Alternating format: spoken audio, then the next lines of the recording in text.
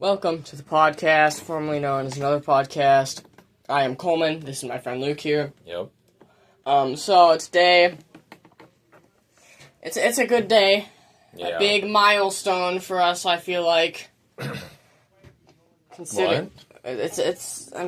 This is like, what, our 50th anniversary? I don't know. I mean, you could say that, but no. It's our 11th episode.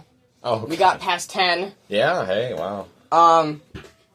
We actually got a lot of views from last episode than what we've had in the past. I think we had, What did we even talk about? It's so long ago, I don't... Well, we introduced the comment of the week. So wait. We had more views on the episode where we, skipped a week? Yeah. Well, we better think about that. Maybe we're saturating the market a little too much. Like, if we just skip every other week, if we get lazier, maybe people will pay more attention. I don't know. I mean, we've had more views, I feel like, on this episode than we've had in other episodes in the past. We got double-digit views on last episode. It's just astounding. Which there was on YouTube, because we have it on YouTube and Spotify for the people that don't know this. Yep, and Instagram. Only if we had it on Instagram. Yeah. I can set that up, though. Okay. But anyway, so this was a milestone there. But, but... Well, what more can you say, you know? It's just, Yeah. It's the biggest accomplishment in the history of accomplishments, and we did it, so. Yep. I wasn't sure if we were ever going to get past 10. I don't know why we would have, but we did. So, here's to us. Yep. And, let's actually talk about something. Yeah. So, we had this idea about, Darth Vader and Luke, if Luke was enthusiastic about Darth Vader telling him he was his father. Yeah. It would end up, Luke, I am your father. Yes! Let's go! You're my dad! Well, I mean, out of all the ways that whole scene's been reiterated so many times, you know, Lego's had to do it at least a half dozen times all by itself. Yeah. But I don't think I've ever seen that. I don't think anyone's ever reimagined it where Luke was just over the moon at the idea of Darth Vader being his dad. But if you think about it, it makes him, the third most important person in the whole galaxy. Mm-hmm. Automatically, instantly. Takes away the whole thing where he doesn't have a dad. I mean, yeah. There's almost nothing but perks to that. Luke, join me and complete your training. Yeah, okay. Why do we start? Has Obi-Wan ever told you about your father? He told me you killed him. Luke, I am your father. Yes! That makes so much more sense. I always wanted you as my dad. I don't know. You can almost imagine a line of people out the door, okay, he didn't want to be your son, but how about me? I'd be all about that. I don't know. Yeah, we'll have to think about that some more because it's just it's great to think how Star Wars could have been different if yeah.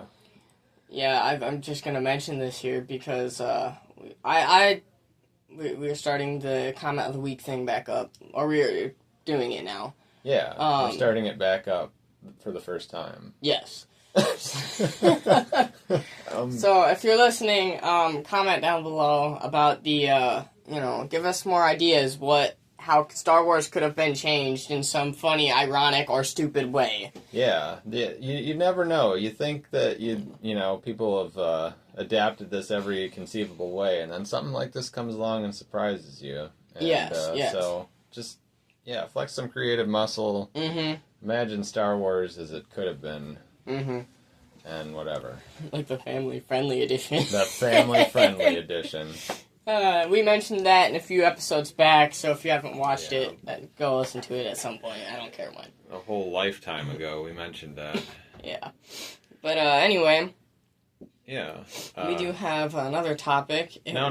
Hey, if we're talking about comment of the week, why don't we just talk about the comments of the week? Because basically right now we've only got 3 comments total anywhere and everywhere, and that seems like enough that we can just sort of talk about every one of them, I guess. Yeah. So we're gonna mention this one right away. It says we're gonna go funniest last, so it's better. Okay. But so we're gonna start off with this one that says, "Hello guys, I'm your biggest fan, Warden Wallace. I love you guys. Please give me a shout out." That whole spiel, and so we're gonna give him a shout out. Yeah. I don't know, how we're gonna give him a shout out. So we're giving you a shout out. There we go. Yeah, and if I might add to that, just like, I don't know, I pick somebody to be a biggest fan of that's better than us. Like, yeah, set your standards higher. Gosh. I know. I don't know. That's just my only reaction to that. Like, I don't know. Just yeah. Anyway, then there was this one that says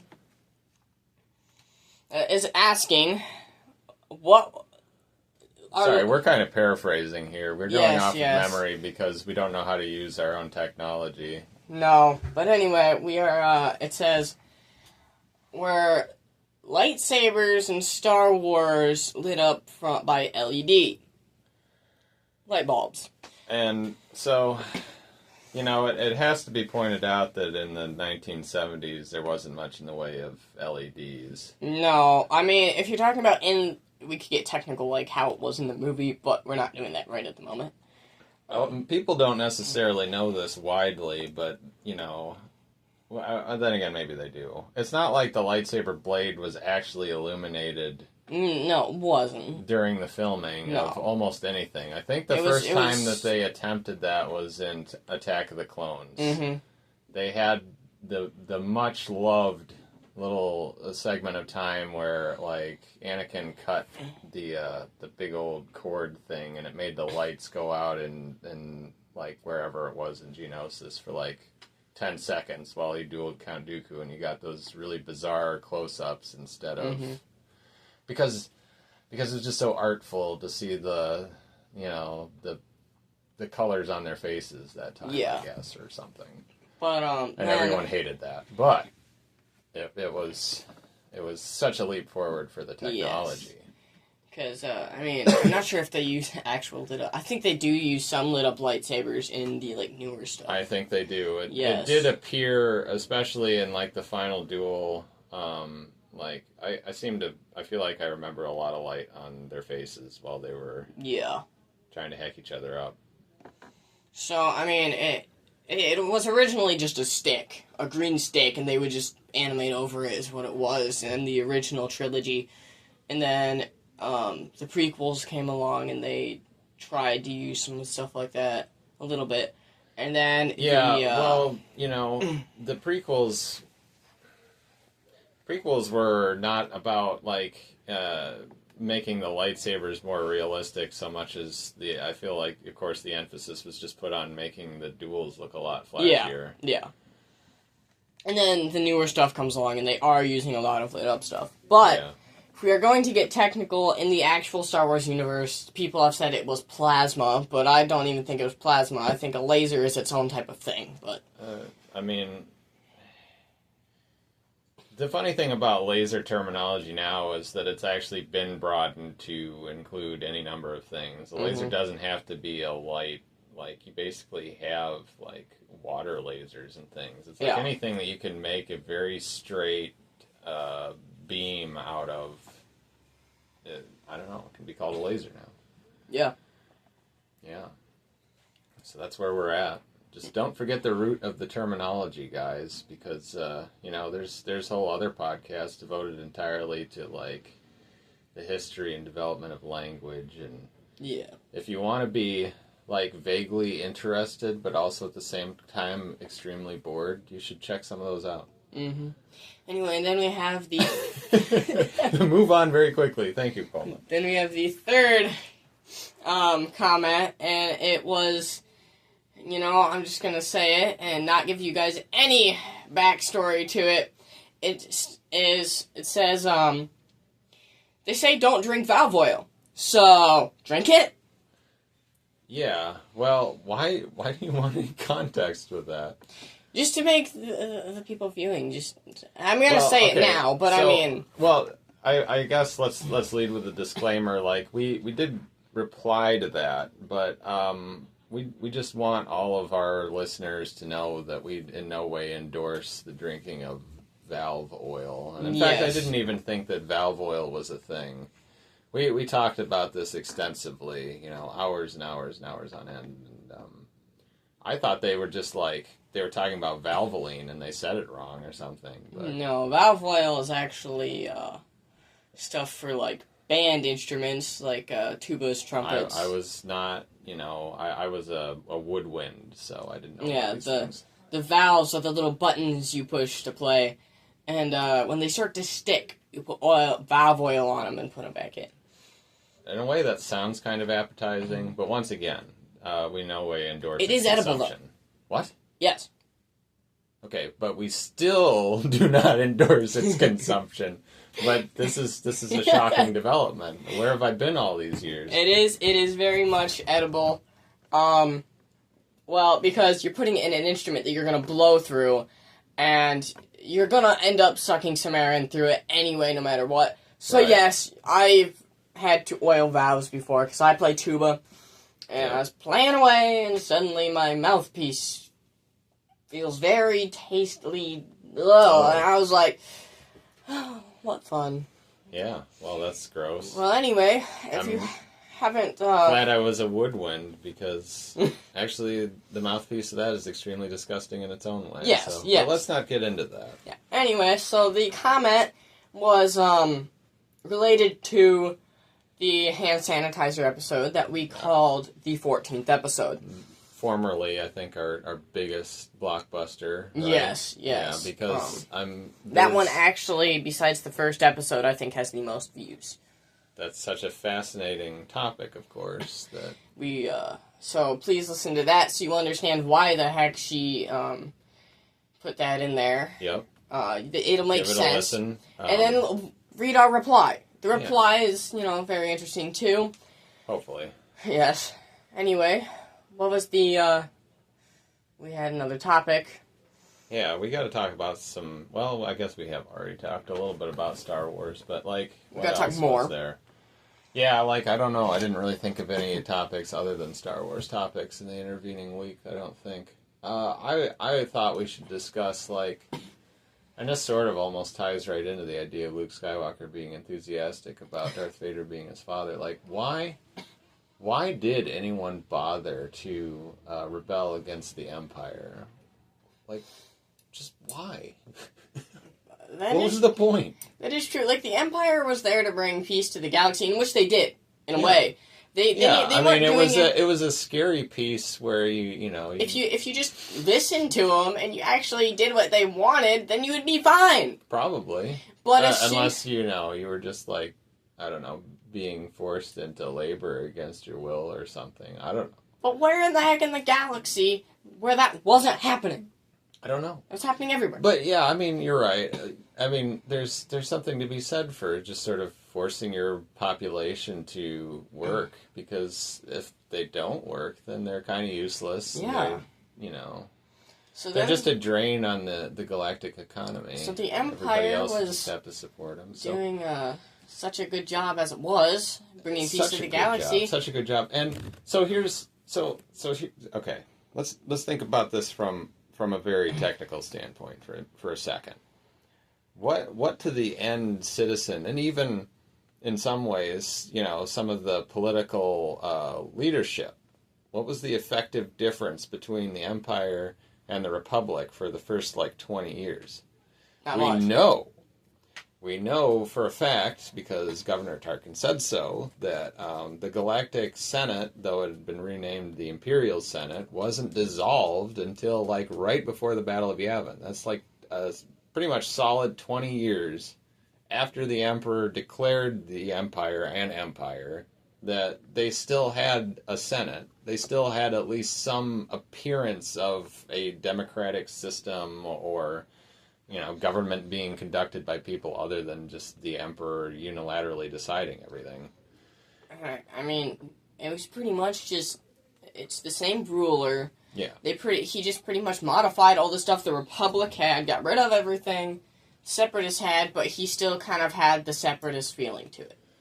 He brought the good from, he had the Sith. He had the, Darth Vader and stuff. Okay, yes. It was Palpatine evil? Yeah. For sure. But I don't know, it's like, what bothers me about the rebellion is that, it's like official name ended up being like the Alliance to Restore the Republic.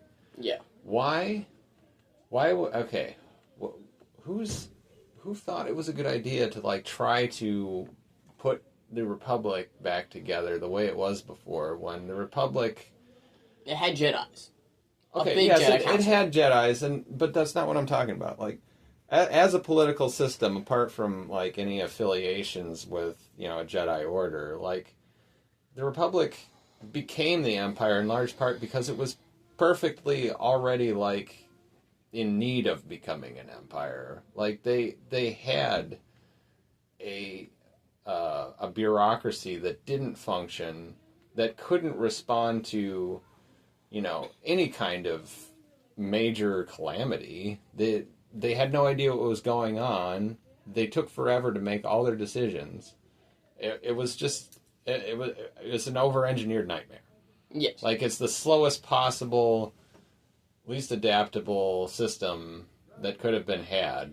And it's the whole reason that Palpatine had an easy time walking into an emperorship is because of the fact that... He was part of the Republic. Well, yeah, but... He was the head of it, so... Well, right. But, of course he created the crisis that led to him getting all the power. Nobody knew that.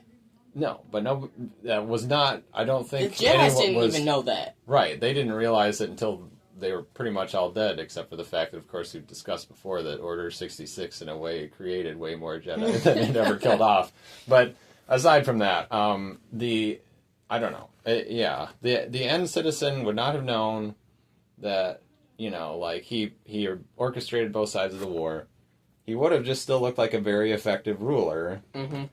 And, somebody that essentially saved the Republic from its own bureaucracy.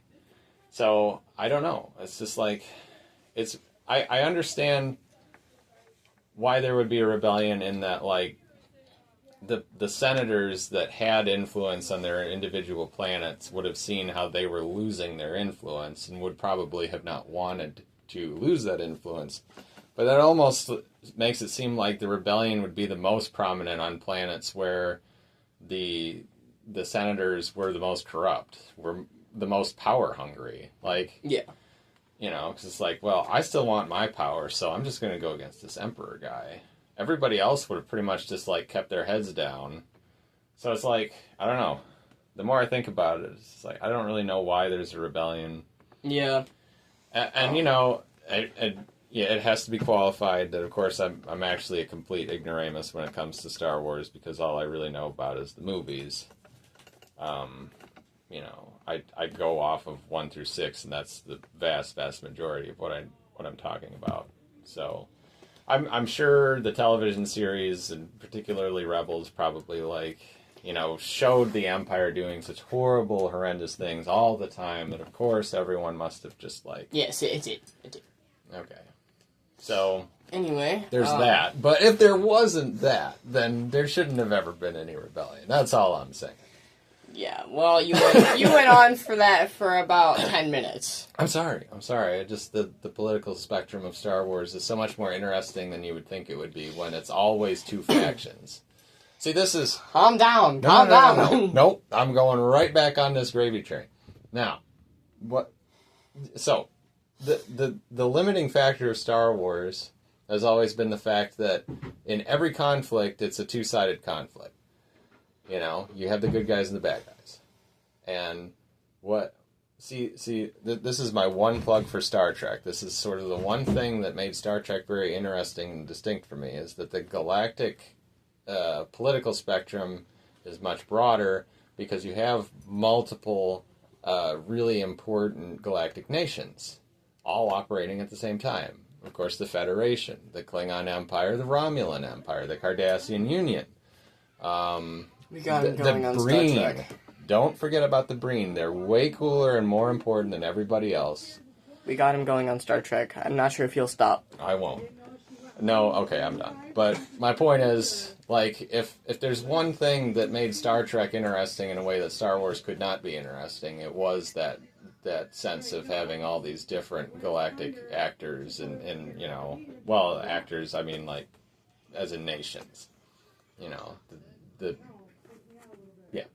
There you go. Okay, well, there you had it. Luke's ginormous 10-minute talk for I'm sorry. about government today. It's, you know, it's interesting, so whatever. Well, we do have one important thing, last thing before we get going, that we had to mention. Yeah, we've got this whole new... it's like a game, kind of like the comment of the week. Game.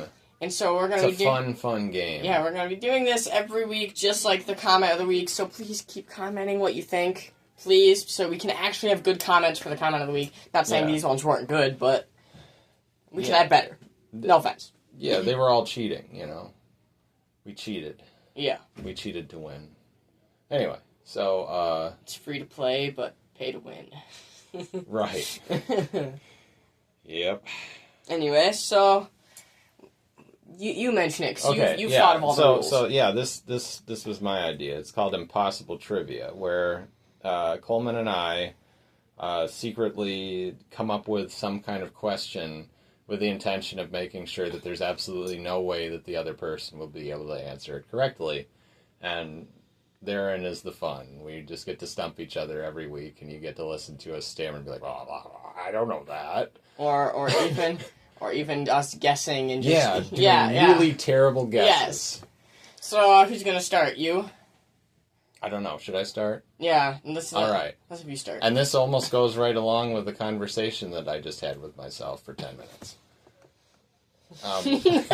Yourself. So the question is, which planet was the homeworld of Mon Mothma? Mon Mothma? Yes. It's not a Gungan, I know that. And I'm sorry, yes, this is a Star Wars question. It's not Lord of the Rings question about homeworlds. I've heard that name. Yeah, probably. I'm just going to throw out a planet, Geonosis. No. Was it close? I have no idea. I don't know if Geonosis is anywhere near... No, I know it. Actually, that you were not close. You were not even close. Because I'm pretty sure Geonosis was an outer rim planet, and her homeworld was definitely an inner rim planet, like Coreward world. Naboo. No. Because then everybody would be from Naboo. I mean, think about it. Palpatine was from Naboo, and Amidala was from Naboo, and... Gungans. I almost said Bail Organa was from Naboo, but he wasn't. I don't know what the heck was... They don't even say where he's from. No, they do, too. He was from Alderaan. Oh, yeah. Anyway. So she wasn't from Alderaan. What does that leave? A lot. It leaves a planet called Chandrilla. Never even heard of it. Exactly. That's the point. Mission success. Okay, so what's your question? Alright, this is a Harry Potter question that I thought, Perfect. because I'm Good. like... I don't know Harry Luke Potter. doesn't know a lot of Harry Potter stuff. He knows basics. So I'm like, he's watched the movies. So I'm going to throw something at him here. From the book, hopefully? Both. They mentioned it a lot in the book, but not in the movies. I'm amazed that you'd even do anything that they mentioned in the movies. They say it once. Something. They say the word once. Okay. Anyway. So, in the Black Lake, what was the creature called? The little creature called that was in the Black Lake that, like, attacked, Flora Delacour. Oh, Flora Bubbles. No. What? It wasn't Bubbles. Oh. Fluffy, Rex, He's Stinky, I don't know, the Kraken. The Kraken. And no, it the wasn't Watcher in the water. And no, it wasn't the mermaids. Okay. Who was this, that attacked who? Well, it kind of attacked Harry. They chase after Harry in the Black Lake. But... He was, like, getting drowned, like, every other scene in, the last 3 movies. I just remembered noticing. Well, it's the fourth movie for you. Okay, so it's second task, water, right. floor. The girl that was there, she got attacked by him, and she couldn't finish the task because of it. Giant clam. Giant clam? Why not? Wasn't a giant clam. An oyster, then. Wasn't an oyster. A zebra mussel. How many times do I have to get it wrong? I mean, I don't know. Alright, you just want the answer? Sure. The name of the creatures are called a Grindylow. Wasn't that the name of the bad guy in one of those, like, fantastic... Grindelwald, that is the name, but a Grindylow. Is he one of them? No. Okay. A Grindylow...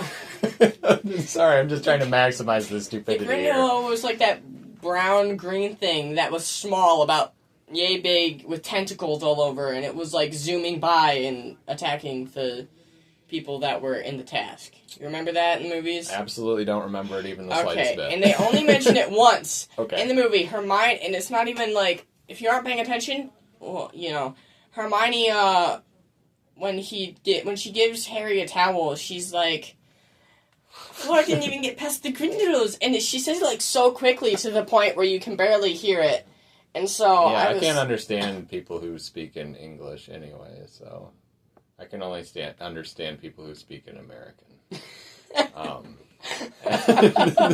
That's gonna be my defense.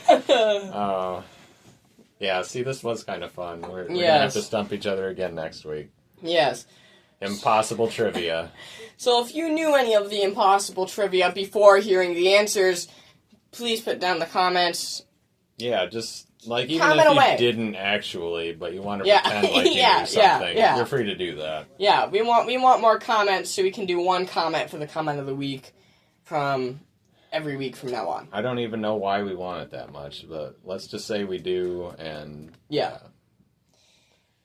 Anyway, I'd call this a wrap. Yep, it's done. Well, I am Coleman, this is my friend Luke here. Yep. This is another amazing episode of the podcast, formerly known as Another Podcast, and we are signing out. Yep, bye.